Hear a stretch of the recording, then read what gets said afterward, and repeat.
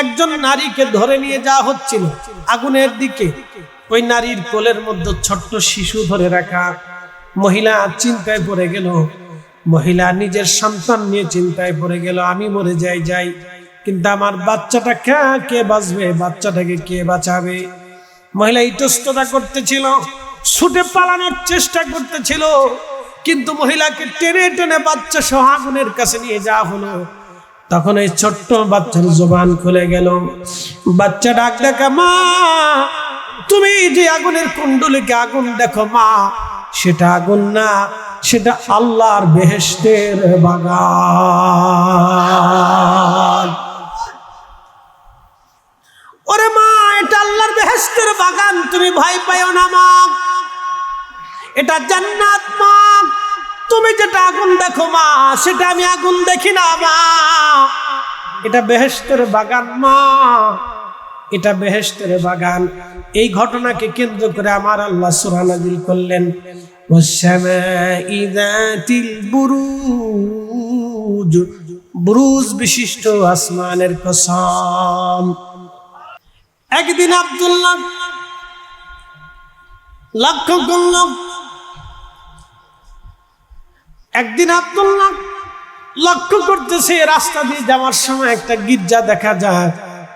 এই গির্জার ভিতরে বসে বসে একজন পাদ্রী কিসের যেন দাওয়াত দেয়, কি কথা যেন বলে। বহু মানুষ তার গির্জার মধ্যে বসে বসে পাদ্রীর কথাগুলি শোনে। তখন হযরত ঈসা রুহুল্লাহ আলাইহিস সালামের শরীয়ত চলমান ছিল। এই যুবক পাদ্রীর গির্জার দরজার পাশে দাঁড়ায় দাঁড়ায় পাদ্রীর কথাগুলি শুনতে লাগলো। কিছু কথা শোনার পরে তার ভালো লেগে গেল।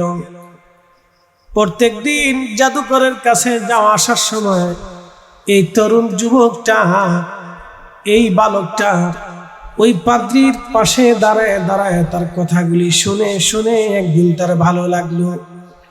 ডাক দিয়ে বলো, পাদ্রী তোমার কথাগুলি শুনে আমার কাছে যুক্তিপূর্ণ মনে হয়েছে, তোমার লজিকগুলি আমার কাছে ভালো লেগেছে, তোমার কথা, তোমার ধর্ম পছন্দ হয়েছে, তোমার ধর্মে আমার দীক্ষা দিয়ে দাও, তোমার ধর্মে আমাকে শিক্ষা দিয়ে দাও। পাদ্রী বলল, বেটারে তাহলে তোমাকে অনেক কিছুই গোপন রাখতে হবে। যুবক বালকটা বলল, হ্যাঁ হুজুর, আমি সব গোপন রাখবো। তুমি জাদুকরের কাছে যায় জাদুবিদ্যা শিখো, কারো কাছে বলা যাবে না তুমি আমার কাছ থেকে এই দিন শিখতেছ। প্রত্যেক দিন জাদুকরের কাছে যাওয়ার সময় কিছু সময় আমারে দিয়ে যাবা, আবার জাদুকর থেকে বাড়ি ফেরার সময় আমার কাছেই তুমি কিছু সময় দিয়ে যাবা। এইভাবে একদিন চলতে চলতে চলতে চলতে ওই বালকটা দেখতেছে রাস্তার মাঝখানে বিরাট বড় একটা বাঘ বসে আছে। ওই বাঘ দেখে এলাকার মানুষ দৌড়িয়ে দৌড়িয়ে পালিয়ে পালিয়ে যাচ্ছিল। আল্লাহর নবী বললেন, হাতের ভিতরে একটা মস্ত বড় লাঠি নিয়ে, পাথর নিয়ে বালকটা ডাক দিয়ে বলতেছে, হে রব, আপনি যদি সত্য হয়ে থাকেন এবং এই পাদ্রীর ধর্ম যদি সত্য হয়ে থাকে, তাহলে এই পাথর নিক্ষেপ করব। এই পাথরের আঘাতে যদি বাঘ মরে যায়, তাহলে বুঝবো আপনি রব আল্লাহ একা, আপনি রব সত্য এবং আপনার দেওয়া ধর্মটাও সত্য। ওই বালক পাথরখানা নিয়ে বাঘের মাথা বরাবর মারার পরে বাঘ সাথে সাথে মারা পড়ে গেল। বাঘ মরেছে, বাঘ মরেছে কথা শোনার পরে ওই বালকের পরিচয় সারা এলাকায় জানাজানি হয়ে গেল। এই পাদ্রী কিছুই জানতেন না। এই বালকটা 3000-এর মতো নামগুলি তীরের আগার মধ্যে ফলার মধ্যে লেখলো। লেখার পরে একটা জায়গা আগুন জ্বালাইলো। আগুন জ্বালাইয়া এই বালক প্রত্যেকটা তীর আগুনের মধ্যে ছুঁড়ে মারতে লাগলো। সব তীর আগুনের মধ্যে পড়ে গেল, কিন্তু ইসমে আজম খচিত যেই নাম, ওই তীর বারবার আগুন থেকে লাফিয়ে লাফিয়ে বের হয়ে চলে আসতে লাগলো। এই বালকটা ইসমে আজম নিয়ে পাদ্রীর কাছে যে বলল, হুজুর আমি ইসমে আজম পাইছি। পাদ্রী বলল, বেটা রে, ইসমে আজম যেহেতু পাইছো, তাহলে তোমাকে একটা ওসিয়ত করি, যদি কোনোদিন তুমি বিপদে পড়ে যাও তাহলে তুমি কিন্তু আমার নাম বলবে না, আমার পরিচয় বলবে না, আমাকে তুমি গোপন রাখবে। তখন ওই বালক বলল, হ্যাঁ হুজুর, আমি আপনাকে গোপন রাখবো, চিন্তা নাই। কিন্তু পাদ্রী বুঝতে পেরেছে এই ছেলে ইসমে আজমের ওজন ধরে রাখতে পারবে না। ইসমে আজম নেওয়ার পরে আল্লাহ তার ভিতরে এমন একটা বরকত দিয়ে দিলেন, মুস্তাজাবাতুদ দাওয়া। সে আমার রবের কাছে যা চায়, ওয়া ইনসালানি লা উতিয়ান্নাহু ওয়ালা ইস্তাআযানি লা উইজান্নাহু, চাইতে দেরি হয়, আল্লাহর আসমান থেকে আসতে দেরি হয় না, একবার আওয়াজ তুলে বলা যাবে কি ইয়া রাসূলুল্লাহ। এই বালকটা ডাক দিয়ে বলতেছে, উজির তোমার চোখ ভালো হয়ে যাবে, কিন্তু শর্ত আছে, আমি তোমার জন্য দোয়া করব। আমার আল্লাহ তোমার চোখ ভালো করে দিবে, কিন্তু শর্ত হলো তোমাকে কালেমা পড়ে মুসলমান হতে হবে, ঈমানদার হতে হবে। উজির বলল, বেটারে চোখ যদি ভালো হয় তাহলে আমি ঈমান আনতে আমার সমস্যা কোথায়? তুমি আমার চোখ ভালো করো, দোয়া করো, আমি অবশ্যই তোমার কালেমা পড়ে মুসলমান হয়ে যাব। আব্দুল্লাহ ইবনে তামিরকে ডেকে নিয়ে যাওয়া হলো। প্রিয় নবী বলতেছেন, আব্দুল্লাহ ইবনে তামিরকে ডেকে নিয়ে যাওয়ার পরে আব্দুল্লাহ ইবনে তামির, বাদশা বলল, বেটারে তুমি তো সুন্দর জাদু শিখেছ। আব্দুল্লাহ ডাক দিয়ে বলল, বাদশা জাদু শিখি নাই, এটা আমার আল্লাহর কালাম। তখন বাদশা বলে, ব্যাপার কি, তুমি এই ধর্ম কোথা থেকে শিখেছ? বলে, পাদ্রী থেকে শিখেছি। ধরে আনো পাদ্রীকে। পাদ্রীকে ধরে আনার পরে পাদ্রীকে বেঁধে রাখা হলো, শুলে চড়ানো হবে। পাদ্রী এই ধর্মকে ছেড়ে দিবা? পাদ্রী বলে, না, জীবন যাবে, ঈমান যাবে না, জীবন যাবে, ঈমান যাবে না। একবার আওয়াজ তুলে বলা যাবে আল্লাহু আকবার। পাদ্রী গলার মাথার উপরে কোনাত চেপে ধরলো। বাদশার লোকেরা বলো, কালেমা ছাড়বি? বলে, না। তাহলে তোমাকে কোনাত দিয়ে চিরে চিরে ফেরে ফেলা হবে। পাদ্রীর মাথা থেকে কোনাত দিয়ে ফেরে ফেরে ফেরে ফেরে পুরা শরীর দ্বিখণ্ডিত করে তাকে শহীদ করা হলো। পাদ্রী জীবন দিল, কিন্তু ঈমান দিল না। বাদশা বলল, যুবক আব্দুল্লাহ, বালক আব্দুল্লাহ, তুমি কি ধর্ম ছাড়বে? বালক বলল, বাদশা এটা কখনোই হতে পারে না, এই ধর্ম আমি কখনোই ছাড়বো না। বালককে বলা হলো, তাহলে তাকে শুলের মধ্যে চড়াও। শুলের মধ্যে চড়াইয়া তার বুক লক্ষ্য করে তীর ছুঁড়ে মারা হলো। যতগুলি তীর তাকে মারা হলো, সবগুলি তীর তার বুকের সামনে থেকে সরে সরে জমিনে মাটির মধ্যে পড়ে যেতে লাগলো। একটা তীর তার বুকের মধ্যে বিঁধে যায় নাই। জোরে বলা যাবে সুবহানাল্লাহ। একটা তীরও ঢুকলো না। বাচ্চা বলল, থেকে পাহাড়ে নিয়ে যাও। বাচ্চা ডাকবে, বালক রে, তোর বুকের মধ্যে তীর কেন ঢোকে না? কে তোকে বাঁচায়? বালক ডাক ডাকে, বাচ্চা আমার রব, আমার আল্লাহ আমাকে বাঁচায়। ঠিক আছে, তাহলে তারে পাহাড়ের উপরে নিয়ে যাও। পাহাড়ের উপরে সৈন্যরা নিয়ে গেল পাহাড় থেকে ফেলে দেওয়ার জন্যে।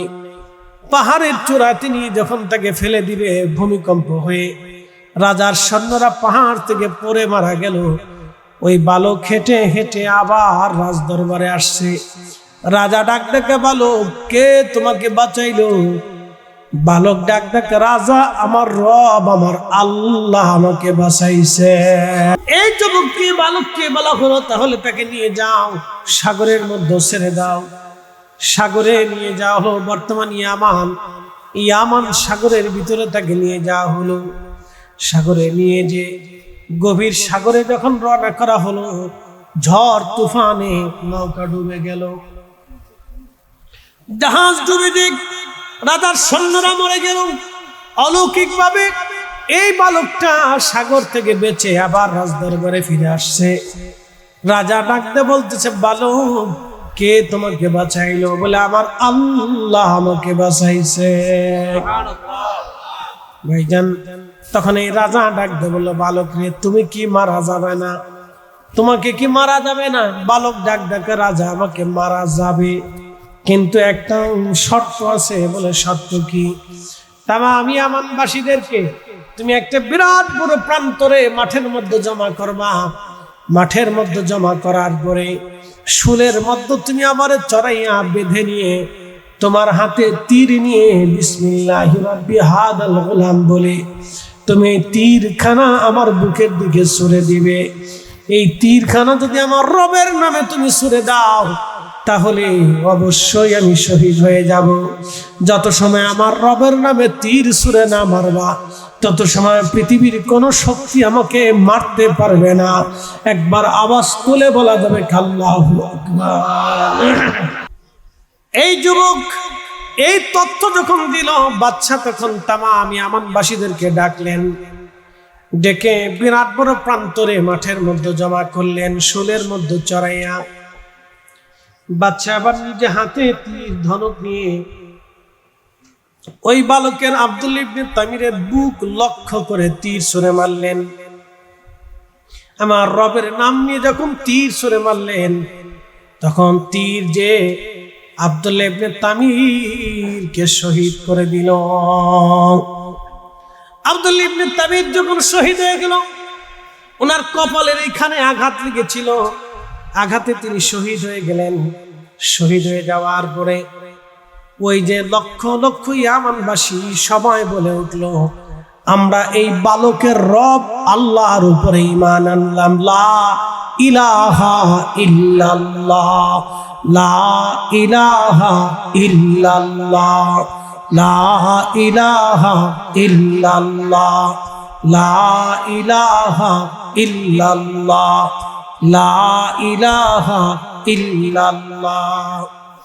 যখন এই কালেমা পড়ে সবাই মুসলমান হয়ে গেল, বাদশা ডাক ডাক হায় হায় করলাম কি, মারতে চাইলাম একটা, কিন্তু জন্ম নিলে এখন হাজার হাজার লাখে লাখে। গেলাম মালয়েশিয়াতে, মালাক্কা সাগরের ভিতরে হুজুর গাউসে পাকের কলিজার টুকরা বেটা শেখ ইসমাইল সুলতান আরিফিন ইসমাইল বাগদাদি আল হাসানি ওয়াল হুসাইনি রাহিমাহুল্লাহ ঘুমিয়ে আছেন। ওনার কারণে মালয়েশিয়ার রন্দে রন্দে কালেমার দাওয়াত পৌঁছে গেল। ইন্দো প্যাসিফিক অঞ্চল, ইন্দোনেশিয়া, মালয়েশিয়া, ফিলিপাইন্স, থাইল্যান্ড, এমনকি আরো অন্যান্য অঞ্চলগুলিতে কালেমার দাওয়াত ওনারা পৌঁছায় দিলেন। পৃথিবীর যেখানে ওলিরা গেছেন ইসলাম আল্লাহ সেখানে নিয়ে গেছেন। ওলিরা যেখানে গেলেন ইসলাম আল্লাহ সেখানে নিলেন। ওলিদের পদচারণা যেই জমিনে বেশি, ইসলামের দাওয়াত সেই জমিনে বেশি।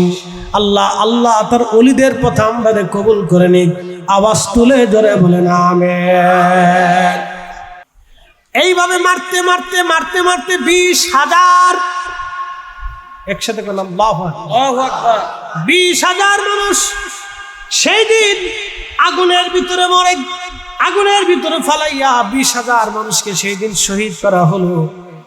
20,000 মানুষ এক দেখাতে কালেমা পড়ে নিল, ঈমান নিয়ে নিল, কবরে গেল।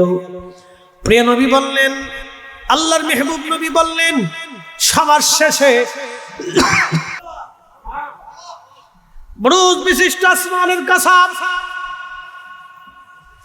আল্লাহ ঘটনাকে বলতে যে রব্বুল আলামিন আগে কসম করলেন, সামাই যাতিল বুরুজি ওয়াল ইয়াউমিল মাউউদ, কিয়ামতের কসম করলেন, হাসরের ময়দানের কথা বললেন আমার আল্লাহ, ওয়াশাহিদি ওয়া মাশহুদ, সাক্ষী বাদী বিবাদীর কথা আমার রব আল্লাহ বললেন। খুব মনোযোগ দিবেন। এরপরে আল্লাহ বললেন, কুতিলাস হাবুল উখুদুদিন নারি যাতিল ওয়াকুদ। এই ঘটনা কি কওমদেরকে বলা হতো আসহাবুল উখদুদ। আসহাবুল উখদুদ যাদের আগুনের মধ্যে পুড়িয়ে পুড়িয়ে শহীদ করা হলো, জীবন দিল কিন্তু ঈমান দিল না। বেঈমানের সামনে তারা মাথা নত করলো না, তারা ঈমান দিল না, তারা জীবন দিল, শহীদ হয়ে গেল কিন্তু মাথা নত করলো না। প্রিয় উপস্থিতি, আল্লাহর নবী বললেন, তখন এই মহিলা আগুনের ভিতরে ঝাঁপিয়ে পড়ে আল্লাহর বেহেশতে চলে গেল। ভাই আমার খুব মনোযোগ দেন। ওই আব্দুল্লাহ ইবনে তামিরকে দাফন করা হলো। দাফন করার বহু বছর পার হলো। কত বছর? নবীজি দুনিয়াতে আসার 70 বছর আগের ঘটনা বলতেছি। সাহাবায়ে কেরাম কপালের উপর থেকে হাত টান দিয়ে সরানোর পরে দেখা যাচ্ছে গল গল করে রক্ত আসতেছে। সুবহানাল্লাহ বলবেন না? কপাল বেয়ে রক্ত আসতেছে, তাজা তাজা রক্ত বের হয়ে আসে। সাহাবীরা আবার হাত ছেড়ে দিলেন। ওই হাত তার কপালে যে লাগলো, হাত কপালে লেগে গেল, রক্ত আবার বন্ধ হয়ে গেল। ওই অবস্থায় আব্দুল্লাহ ইবনে তামির 136 বছর ধরে মাটির নিচে, মাটিও খেলো না, পোকায় ধরল না। আহা, এটা আল্লাহর পথের প্রতীক হয়ে যারা শহীদ হয়ে যায়, এই জন্য অলিরা জিন্দা। কারণ অনেক অলিরা নিজেরা নফসের সাথে জিহাদ করে করে কবরে চলে গেছে। অলিরা নিজের নফসের সাথে জিহাদ করে করে কবরে চলে গেল। নফসে আম্মারার সাথে তারা জিহাদ করেছে। নফসে আম্মারার সাথে জিহাদ করে করে করে করে করে করে তারা বিজিত হয়ে নফসে মুতমাইন্নার অধিকারী হয়ে কবরে চলে গেল। এই জন্য আল্লাহ বললেন, ইয়া আইয়াতুহান নাফসুল মুতমাইন্না তুরজিই ইলা রাব্বিকি রাদিয়াতাম মারদিয়া ফাদখুলি ফি ইবাদি ওয়াদখুলি জান্নাতি।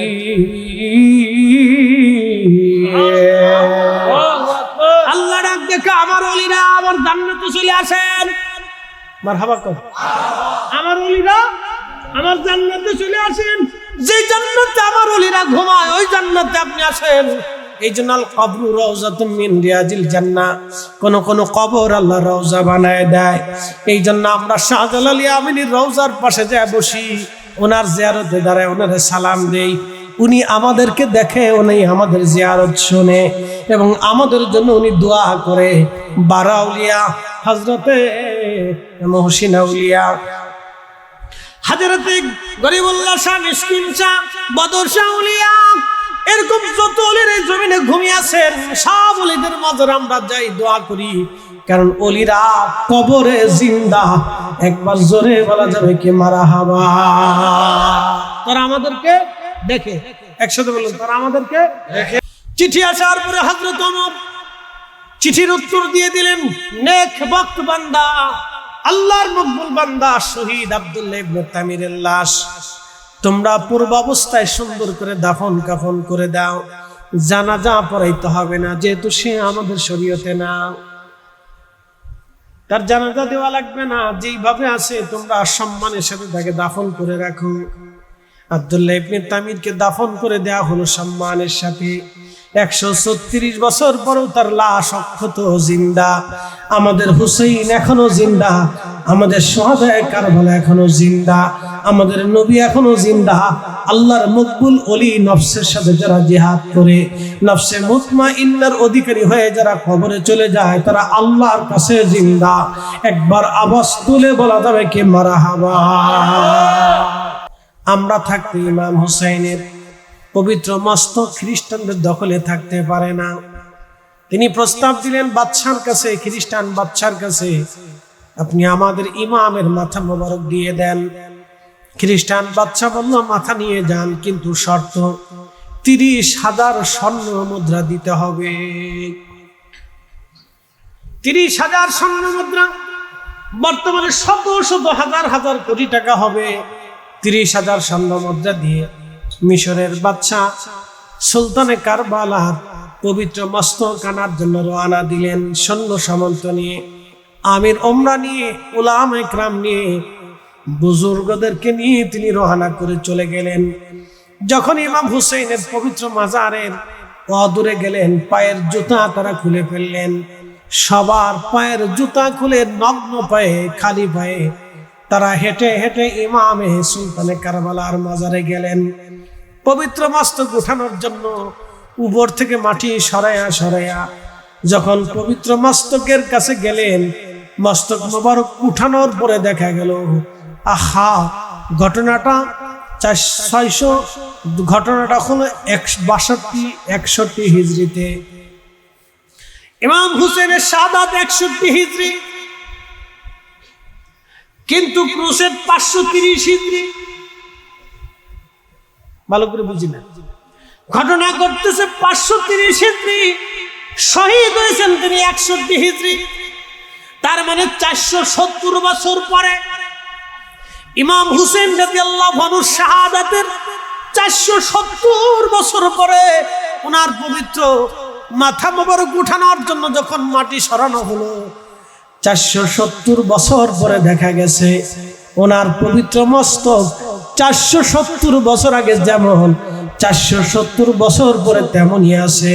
ওনার চুল দাড়ি মোবারক ওইভাবেই আছে, ওনার চেহারা ওইভাবে আছে, সামান্য পরিমাণও পরিবর্তন আসে নাই। একবার আওয়াজ তুলে বলা যাবে কি ইয়া রাসূলুল্লাহ। দেখেন ওলিরা পৃথিবীতে ইসলামের খেদমত কেমনে করছে। আমাদের একটা নমুনা দেখাচ্ছে, আগের যুগের ছিল, শুধু আমাদের যুগ না, শুধু আমাদের যুগ। শুধু চট্টগ্রামে আল্লাহর ওলি আসে নাই, ওলি সারা পৃথিবীতে আছে। শুধু বাংলাদেশে ওলি না, অনেকে বলে এই ওলি আল্লাহর বাংলাদেশ না, শুধু ওলি আল্লাহর বাংলাদেশ না, সারা দুনিয়া ওলিদের, সারা পৃথিবী ওলিদের। আরে ওলি যদি না থাকে তো পৃথিবী ধ্বংস হয়ে যাবে। ওলি না থাকলে আল্লাহর আকাশ থেকে বৃষ্টি বন্ধ হবে, সমুদ্রের জোয়ার বন্ধ হয়ে যাবে, নদীর প্রবাহ থেমে যাবে, ঝর্ণা বন্ধ হয়ে যাবে, পৃথিবী মরুভূমিতে পরিণত হয়ে যাবে, ফসল ধ্বংস হয়ে যাবে, মানব জাতি শেষ হয়ে যাবে, পৃথিবীতে দুর্ভিক্ষ নেমে আসবে, সূর্যের আলো বন্ধ হয়ে যাবে। যদি ওলি না থাকে পৃথিবী ধ্বংস হয়ে যাবে। ওলি আছে বিদায় পৃথিবী টিকে আছে। সুটকে মৌলবী, সুটকে মুন্সি, আর লুটকে মোল্লা, কিতা কি করলো সাতা কিছু আসা যায়। ওলি আগেও ছিল, ওলি এখনো আছে, কিয়ামত পর্যন্ত ওলি থাকবে।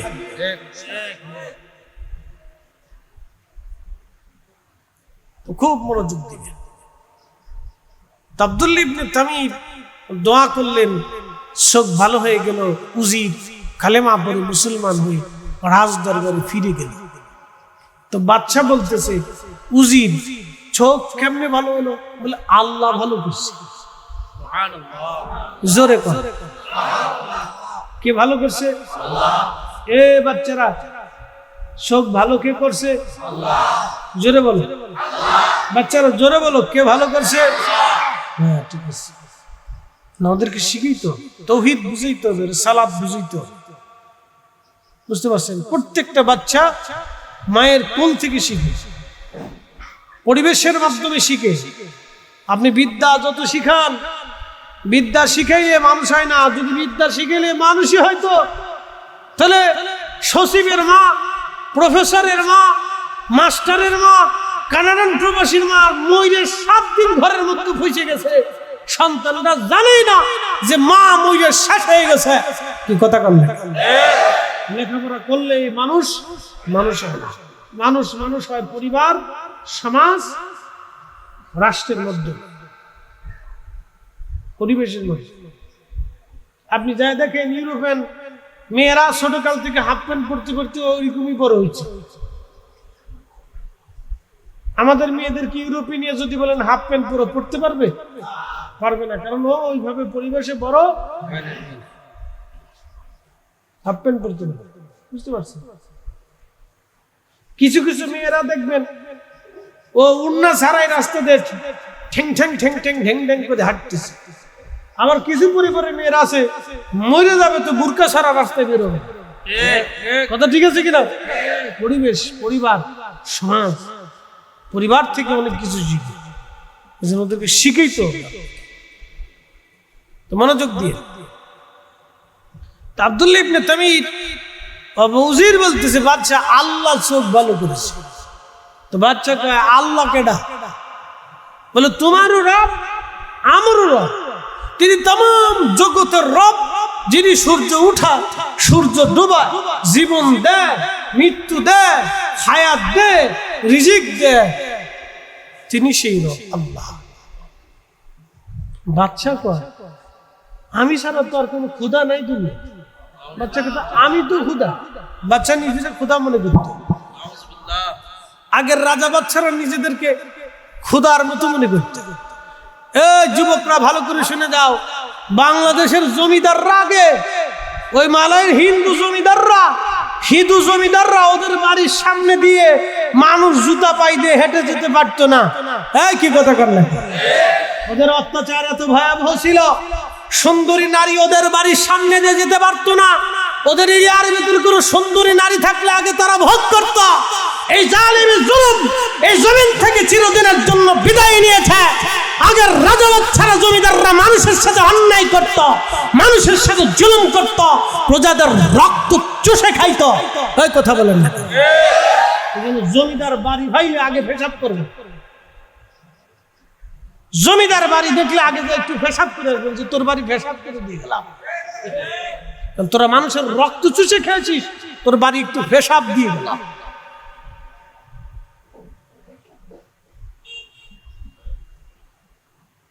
বুঝতে পারতেছেন?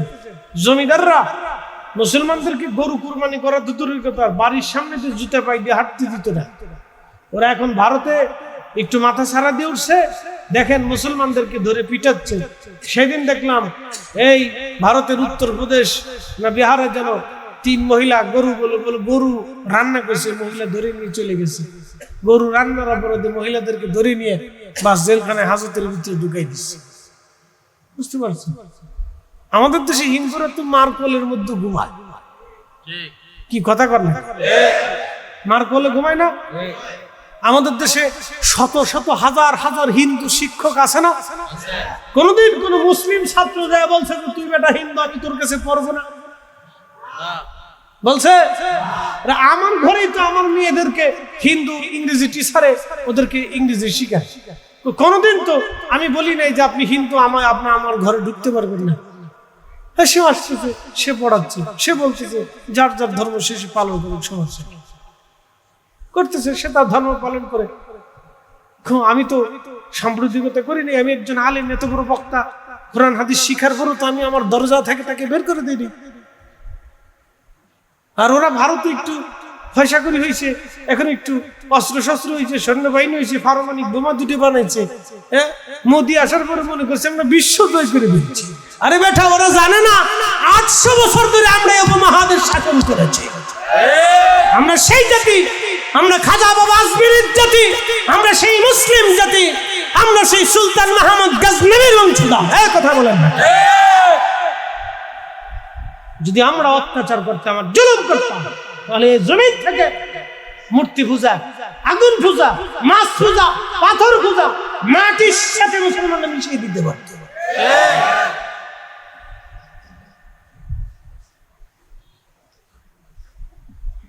প্রিয় উপস্থিতি, কিন্তু শিক্ষা তো আমাদেরকে ইসলাম দেয়নি। আমরা প্রত্যেকের ধর্মের স্বাধীনতা ইসলাম দিয়ে দিছে। তোমার স্বাধীন, তুমি ধর্ম পালন করো, খোদার দরবারে তোমার ফয়সালা হবে।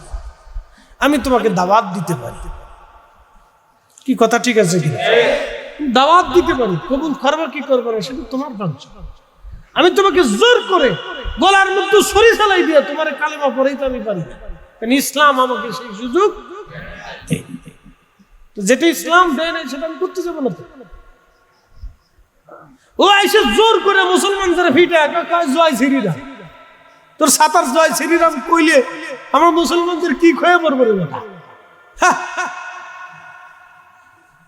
গরুর মুত খাইলে যা হয়, গরুর পেশাব খাইলে যা, তবে সবাই যে গরুর পেশাব খায় তা কিন্তু না। হিন্দুদের ভিতরে আবার অনেকেই বলতেছে তুমি যে গরুর পেশাব খাও, তুই কোন ধর্ম গ্রন্থে পেয়েছো? আমি ওদের কথা শুনি, মাঝে মধ্যে তর্ক বিতর্ক ভালো লাগে। কিছু কিছু হিন্দু সাধু আছে, তারাও ওদের প্রতিবাদ করে, এই তোরা গরুর মুদ খাইস কি? গরুর দুধ খা, তোর মুদ খাইছে কি? আবার এক সাধুরে দেখতেছি, সে বলতেছে গরু যদি তোদের মা হয় তাহলে পরে গরুর বাছুর তোর ভাই হবে। হ্যাঁ, কি কথা করলে? হিন্দু সাধু তো খারাপ কিছু বলে না। হ্যাঁ, আবার যুক্তি দিয়ে বলছে তাহলে গরু যদি মা হয় তাহলে বাছুর তোর ভাই হবে, তাহলে বাইরে তুই তোর ঘরের ভিতরে নিয়ে আদর করে খাওয়াবি, তোর ভাই তোর তাহলে গোয়াল ঘরে থাকে কে, তোর ঘরে থাকবে। কি কথা করলেন? বেটা কি খারাপ কিছু কইছে? যুক্তিপূর্ণই তো। তো মার যদি মা হয় তো গলার ভিতর রশি দিয়ে তুই গোয়াল করে হান্ডি রেখছিস কে? তোর বিছানার ভিতরে না তোর মার ঘুম পাড়াবি। কি কথা করলেন? জোরে বলে। যুক্তিকতা তো আছে। এইটা কইয়া মুসলমানদেরকে মাইরে পিটাইয়া সারা ভারতের ভিতরে একটা অশান্তি করছে। সেই ধাক্কা বাংলাদেশে হয়েছে। বছরের পর বছর আমরা একসাথে বসবাস করতেছি, একসাথে বাজার করি, কত হিন্দুর দোকানে বৈশে কাপড় কিনি, মিষ্টি খাই আমরা। কি কথা করেন? আমাদের কোন বক্তা আজও পর্যন্ত কোনোদিন বলছি যে হিন্দুর দোকান থেকে মিষ্টি কিনো না? বলছি কোনোদিন? আমাদের ওয়াজে আছে কোনোদিন বলছি ওদের দোকান থেকে কাপড় কিনো না, ওদের সাথে ব্যবসা বাণিজ্য করে না? কোনোদিন বলছি আমরা? এটা আমার ইসলাম শিখাইনি, আমার ইসলাম এটা শিখাইনি। তা আমি যেটা শিখাইনি সেটা বলবো কেন? খুব মনোযোগ দেন, মূল আলোচনা। এই উজির আজম বলতেছে আল্লাহ ভালো করছে, তার বাদশা আমি ছাড়া আবার খুদা কেডা? তোরে কেডাই শিখেছি? কে শিখেছি? কামারে যুবক আব্দুল্লাহ ইবনে তামির শিখেছে, যারে জাদু শিখাইতে দিছিল। হা বেটা তো ভালো জাদুকর হয়েছে রে। আচ্ছা ডাক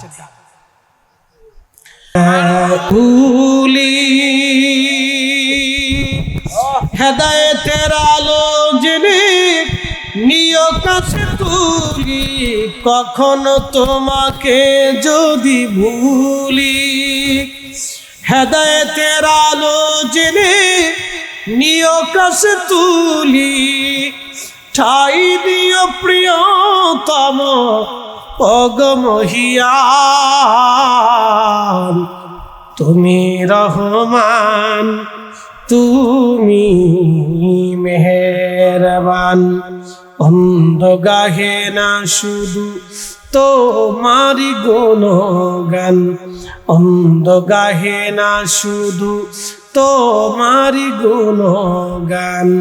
বুঝেও বুঝে না তবু শান, তুমি রহমান, তুমি মেহেরবান। সালাতুন ইয়া রাসূলুল্লাহ,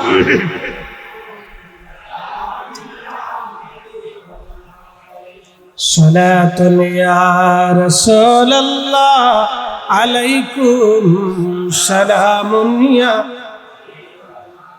খবর লও ইয়া রাসূলুল্লাহ, খবর লও मेरे मौला मेरे आका, खबर लो।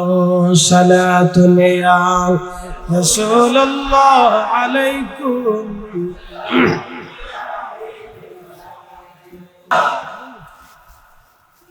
শোনেন, প্রত্যেক হাকিকতের হাকিকত আছে, রহস্য, প্রত্যেক সৃষ্টির রহস্য আছে।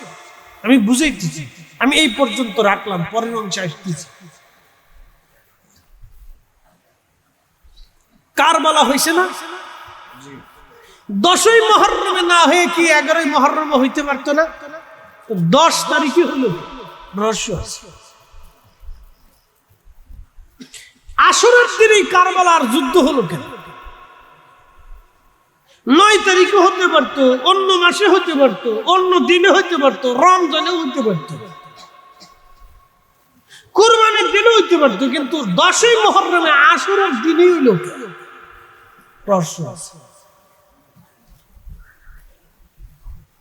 এই আশুরার দিনে নবী নূহ আলাইহিস সালামকে আল্লাহ নৌকা থেকে নামাইছে। সুবহানাল্লাহ কইলেন? বলে সুবহানাল্লাহ কেন কই দিয়েছেন বুঝাইতেছি। এখন প্রশ্ন করি, নূহ আলাইহিস সালাম কি আশুরার 10 তারিখে আল্লাহ নূহ থেকে নিলেন না নূহকে দিলেন? দিলেন।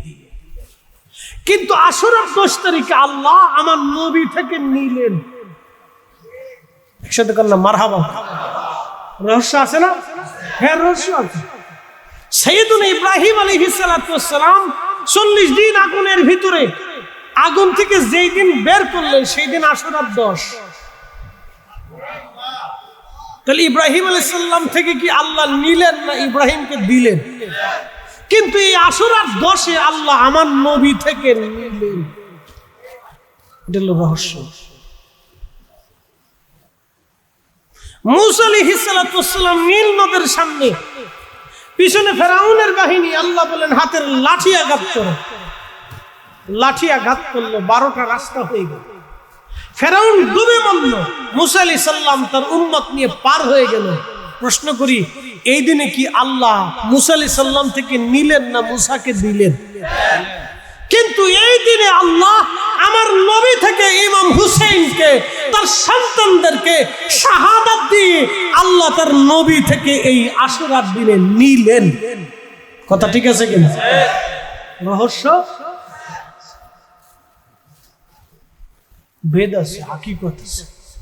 আল্লাহর প্রত্যেকটা কাজের মধ্যে হাকিকত আছে। তাহলে কিভাবে? কোরআন থেকে বুঝাচ্ছি। ওয়াতাফাক্কারুনা ফি খালকিস সামাওয়াতি ওয়াল আরদ, আসমান ও জমিনের ভিতরে যাহা আছে তোমরা তাহা নিয়ে ফিকির করো, চিন্তা করো, গবেষণা করো। মুসলমানরা করে করে না। মুসলমানরা মানকি জীবে বিড়িটা, উক্কাটা কেমনে ফান বানাইবো এটা করে, কিন্তু সৃষ্টি নিয়ে গবেষণা করেন যে এটা দিয়ে আল্লাহ কি করবে। এই বাচ্চারা আমার দিকে তাকাও, ছয় না বাবা মুসলিম বালা সামনের কাতারে বই রয়েছে। এটা যে ম্যানেজ করা বিরাট বড় কষ্ট। ছাগলের ছোট ছোট বাচ্চা আছে না, এটি ধরে রাখা যায়, তুফান। গরুর ছোট ছোট বাচ্চা আছে, তুফান। বিড়ালের ছোট বাচ্চা, ছোট ছোট যত বাচ্চা আছে, যত পশু পাখি মানব দানব জিন ফেরেশতা, ফেরেশতাদের তো নাই, জিন যত ছোট ছোট বাচ্চা আছে এটি ধরে রাখা যায়, তুফান। তো মানুষের আমাদেরও যারা বাচ্চা কাচ্চা আছে এটি ধরে রাখা যায়, এটি তুফান। তুফান এটি যে বয়ে রয়েছে আমার 7 কপালের ভাগ্য। এটি যে বয়ে রয়েছে এটা আমার ভাগ্য।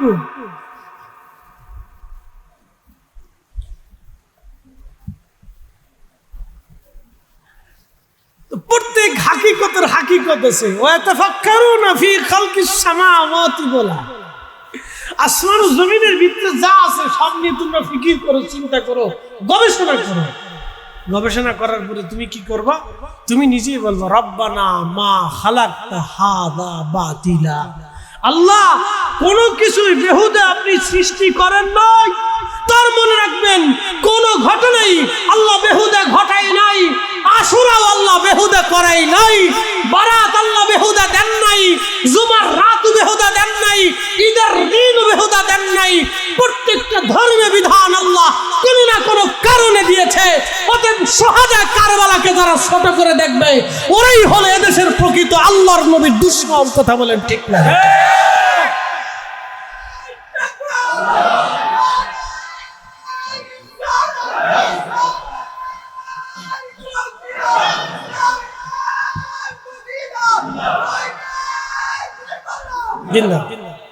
আল্লাহ আমাদেরকে সুহাদায়ে কারবালার মোহাম্মত দিয়ে দিলকে উজালা বানাই দিন বলেন আমিন।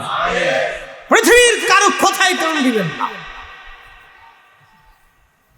পৃথিবীর কোন মৌলবীর কথাই কান দিবেন না। মক্কার ইমামও যদি বলে সুহাদা কারবালা কিছু না, তো ইমাম তালা।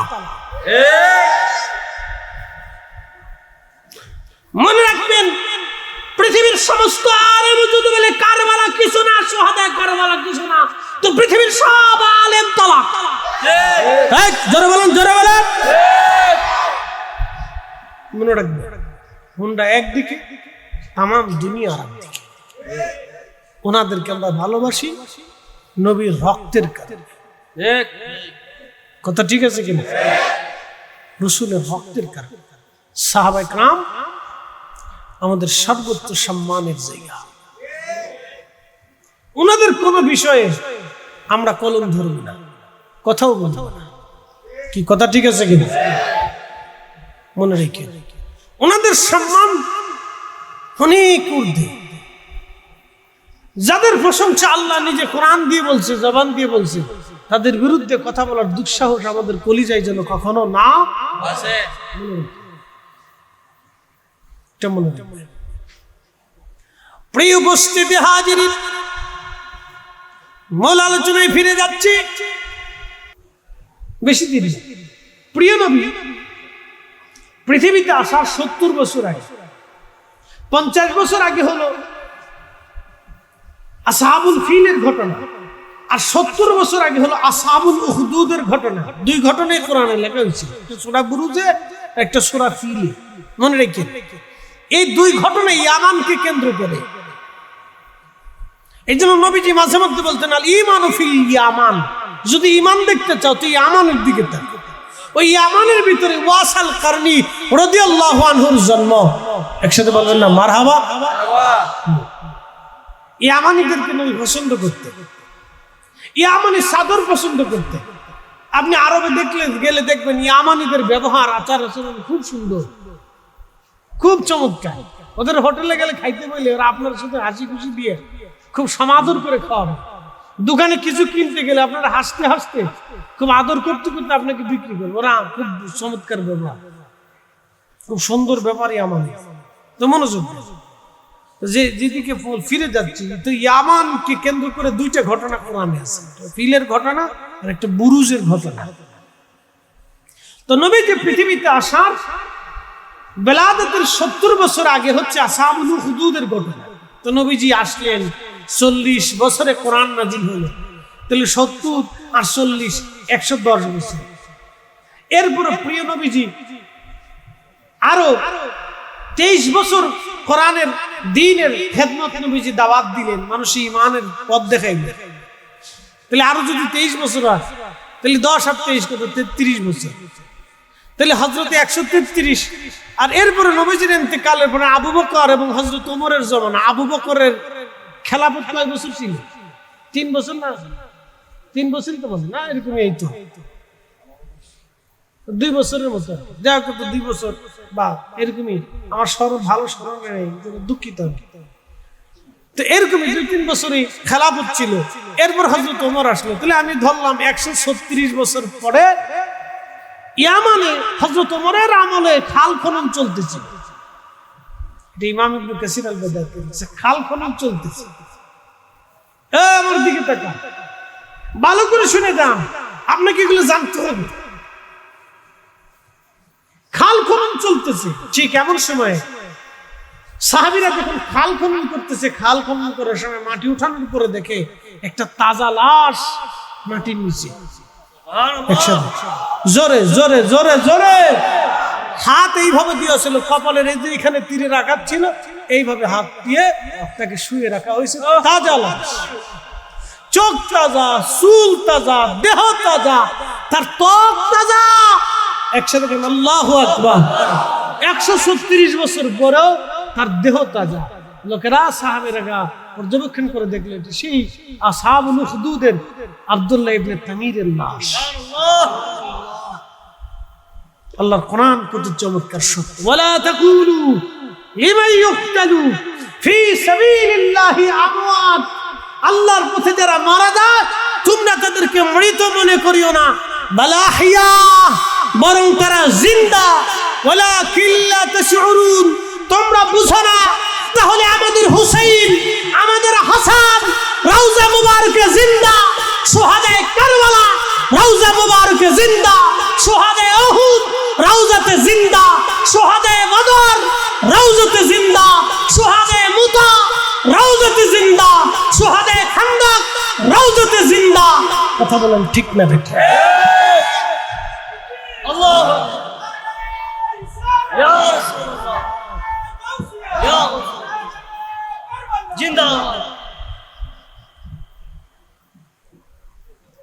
ঈসা আলাইহিস সালামের উম্মত যদি ইন্তেকালের পরেও 136 বছর পরেও যদি জিন্দা থাকে, একটু ত্বকও নষ্ট হয়। আমাদের জিয়ারত তারা শুনে, আমাদের সালাম তারা শুনে। এই জন্য তাদের কাছে দাঁড়াইলে আদবের সাথে দাঁড়াইতে হবে, একিনের সাথে দাঁড়াইতে হবে, মহাব্বতের সাথে দাঁড়াইয়া মহাব্বত নিয়ে তাদের জন্য দোয়া করতে হবে। ফাতিহা পড়তে হবে, দোয়া দিতে হবে, হাদিয়া পাঠাইতে হবে, দোয়া করবেন, ওনাদের উসিলা নিয়ে নিজের মাকাসাতগুলি রবের আদালতে পেশ করবেন। অলির খাতিরে আল্লাহ আপনাকে ওই দরজা থেকে শূন্য পাঠাবে না। আপনার দাম না হলেও যিনি মাটির নিচে আছে তার দাম আছে। প্রশ্ন করি, জবাব দিবেন। মাটির নিচে যিনি গেছে, আপনাকে বুঝাই, স্বর্ণের টুকরা মাটির উপরে থাকলে কি বলে? স্বর্ণ। জবাব দেন, স্বর্ণের টুকরা রে মাটির উপরে থাকলে কি বলে? মাটির নিচে গেলে?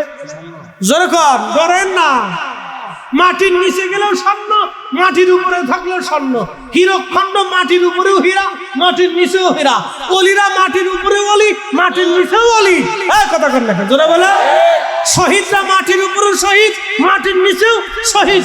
নবীরা মাটির উপরেও নবী, মাটির নিচেও নবী। এই জন্য সমস্ত নবীরা জিন্দা। একসাথে কেন মারহাবা। এই জন্য যদি কোনোদিন মদিনাতুল মুনাওয়ারাতে যান, তাহলে নবীজির রওজা মুবারকে আদবের সাথে সালাম দিতে হবে, কারণ আপনাকে বিশ্বাস করতে হবে আপনার নবী আপনাকে দেখতেছে। নজদি আপনার শিখে দিন, কোনো কিছু নাই, শুধু সালাম দিতে। শয়তানের ঘরে শয়তান, ওর 14 গোষ্ঠী বরবাদ, ওর জিন্দেগি বরবাদ। ও শুধু আপনাকে শিখে কিচ্ছু নেই, শুধু সালাম দিচ্ছিল। আপনাকে বুঝতে হবে প্রত্যেক হাকিকতের হাকিকত আছে, প্রত্যেক মারিফতের মারিফত আছে, রহস্যের রহস্য আছে। প্রিয় উপস্থিতি, সাহাবে কিরাম চিঠি লিখলেন হযরত ওমর রাদিয়াল্লাহু আনহুর কাছে, ইয়া আমিরুল মুমিনিন, এই শত বছর পরে আব্দুল্লাহ ইবনে তামিরের লাশ ইয়ামানের মাটি খননের পরে পাওয়া গেছে, এখন আমরা কি করব? তার কি জানাজা পড়ব নাকি পূর্বাবস্থায় দাফন করব? হযরত ওমরের কাছে শুধু ইয়ামান থেকে চিঠি আসলো, খাইতে আমরা পারলাম না, যার ভিতরে নাই রাসূলের প্রেম, তার সাথে ভাব রাইখো না।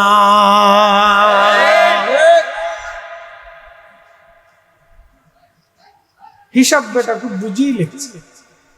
মাকাল ফুল দেখতে উপরে সুন্দর দেখা যায়, কিন্তু ভিতরে কালো।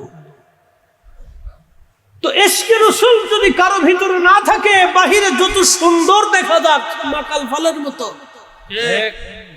এর সাথে পীড়িত করিয়া দুনিয়াও শেষ হবে, কবরও শেষ হবে, আখিরাতও বরবাদ হবে। কারণ নবীজি বলেছেন, আল মারু মা মান আহাব্বা, তুমি যাকে ভালোবাসো তার সাথেই তোমার হাসর নাসর হবে। সুবহানাল্লাহ বলা যাবে না? তাহলে আমরা শহাদায়ে কারবালাকে ভালো, জোরে বলেন, ভালো। তাহলে আমরা আশা করি হাসর নাসর ওনাদের কদমে হবে। কি কথা ঠিক আছে কিনা? আশা আছে না? আশা ছাড়বেন কি? আশা ছাড়ি দিবেন কি? ডরায়েন না, আশা ছাড়েন। বলে ভালোবাসেন বিধাই তো ইন্তজাম করছি, বলে ভালোবাসেন বিধাই তো বসে আছেন। কেন আপনাদের মতো তো আরো হাজার হাজার মুসলমান রাস্তা দিয়ে ঘুরতেছে, বেহুদা বসে রয়েছে, টেলিভিশন দেখতেছে, চা খাচ্ছে, গল্প গুজব করতেছে, দুনিয়ার কাজে ব্যস্ত হয়েছে।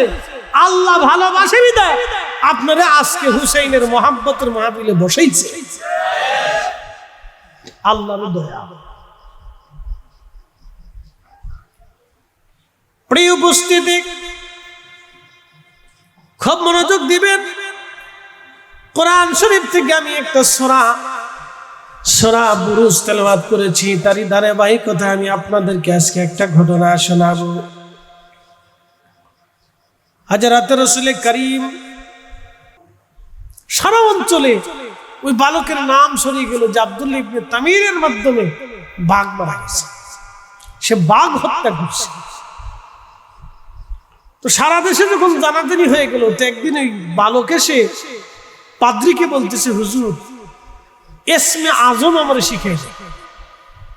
তো পাদ্রী বলতেছে, বেটা ইসমে আজম তো খুব কঠিন নাম, তুমি এর ওজন সহ্য করতে পারবে না, তোমার বয়স কম। শোনেন, সবকিছুর একটা বয়স আছে। 15 বছরের এক যুবকরে যদি বাংলাদেশের প্রধানমন্ত্রী বানায় দেন, তাহলে বাংলাদেশ শেষ। কথা বুঝেন নাই মনে হয়? 15 বছরের যুবকরা যদি বাংলাদেশের প্রধানমন্ত্রী বানান তো বাংলাদেশ শেষ, কারণ তার অভিজ্ঞতা নাই। 20 বছরের যুবকরা যদি বাংলাদেশের সেনা প্রধান বানাই দেন তো সেনাবাহিনীও শেষ, কারণ তার অভিজ্ঞতা নাই। এই জন্য বাস্তব অভিজ্ঞতা, বয়সের একটা হিসাব আছে। সব বয়সে আল্লাহ সবারই সবকিছু দেয় না।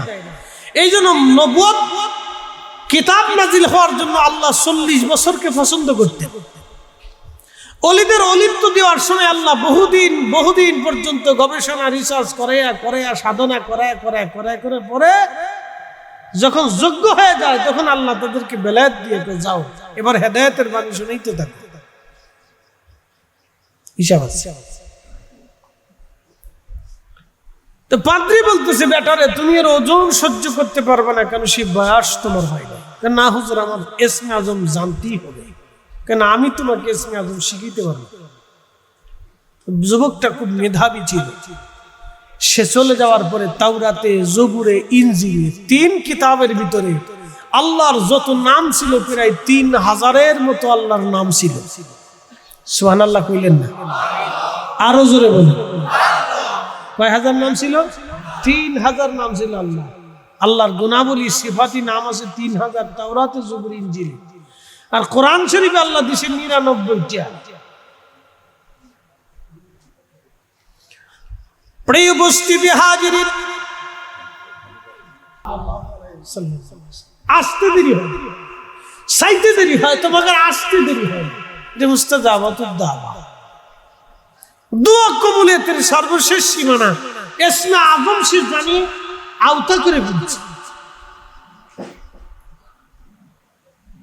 তো মানুষরা তার কাছে এসে বিভিন্ন মাকসাদ নিয়ে, বিপদ নিয়ে, মুসিবত নিয়ে বলতো, আর সে দোয়া করতো, সাথে সাথে বিপদ চলে যেত। বান্দার তো নারী আসতো, সন্তান হয় না, দোয়া করতো, সন্তান হতো।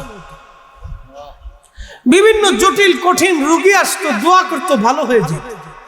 তো রাজার এক উজির ছিল, সঙ্গত কারণে উজির একটা রোগে অন্ধ হয়ে গেছে, চোখে দেখে না। উজির জানতে পারছে যে আব্দুল ইবনে তামির নামক এক যুবক আছে, সে অনেক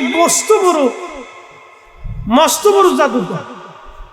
তারা জাদুকর মনে করে যে সে যা বলে তাই হয়ে যায়, যত জটিল কঠিন সমস্যা নিয়ে গেলে সমাধান হয়ে যায়। তখন এই উজির আস্তে আস্তে হাঁটতে হাঁটতে আব্দুল ইবনে তামিরের দরজায় এসে বলল, বেটা, আমি শুনছি তুমি নাকি চোখ ভালো করে দিতে পারো, তা আমি তো উজির, আমার চোখ ভালো করে দাও, আমার চাকরি চলে গেছে।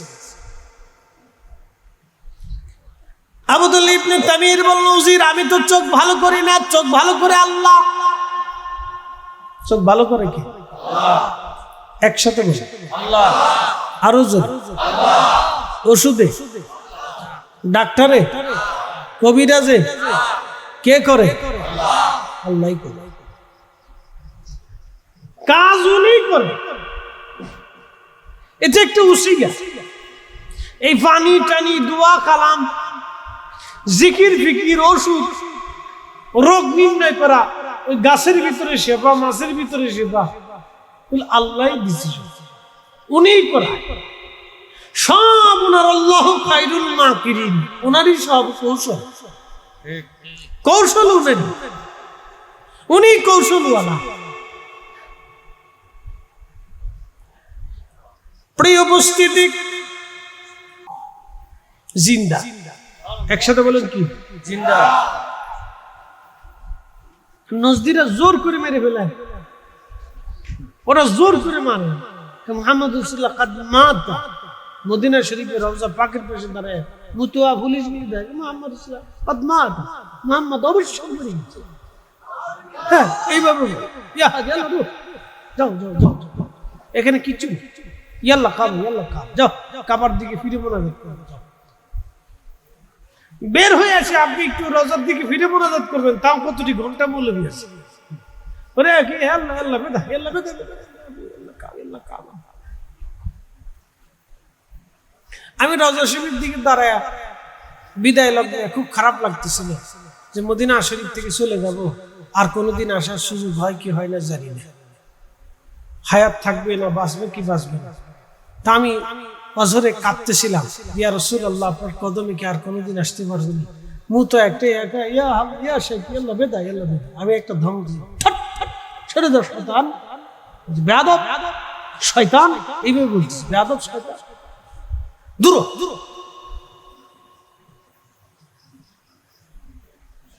এরকম শয়তান বুঝতে পারছি, আপনাকে বাধা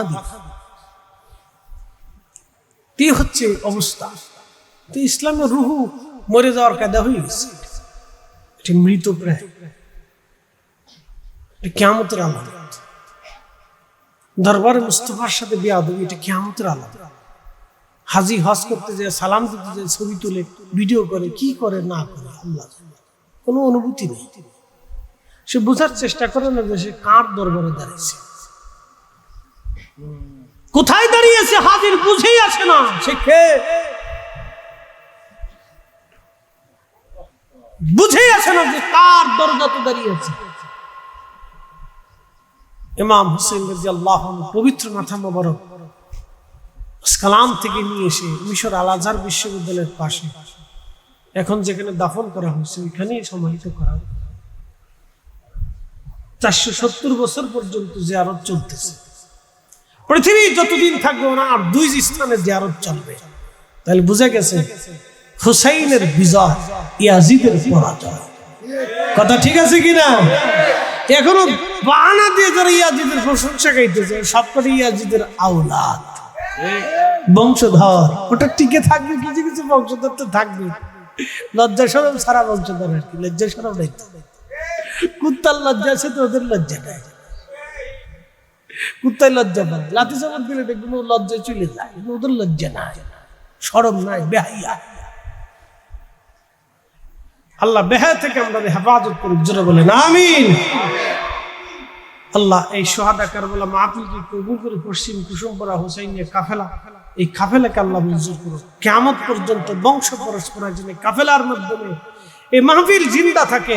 হুসাইনের মহব্বত যেন মানুষ বুঝাইতে পারে, আহলে বাইতের মহব্বত যেন মানুষ বুঝাইতে পারে, আহলুস সুন্নাতুল জামাতের সঠিক আকীদার মেসেজ যেন মানুষকে আমরা দিতে পারি। কথা বলেন ঠিক না বেটি? হুসাইন কি আমাদের না অন্য কারো? হুসাইন কি আমাদের না শিয়াদের? হুসাইন কি আমাদের না শিয়াদের? হুসাইন তো আমাদের, কি কথা কন না? হুসাইন আমাদের, আমাদের আমাদের। এই জন্য আমি মনে করি সোহাদা কারবালা মাহফিল বাংলাদেশের প্রত্যেক সুন্নিদের এলাকা এলাকা প্রতিষ্ঠিত করার দরকার। বুঝাইতে হবে যে হুসাইন আমাদের, কি কথা ঠিক আছে কিনা? হুসাইন ইমানদার, প্রত্যেক মুমিনের। আল্লাহ তৌফিক দান করুক, জোরে বলেন আমিন। আসেন নবীজিকে সালাম জানাই, ইয়া নবী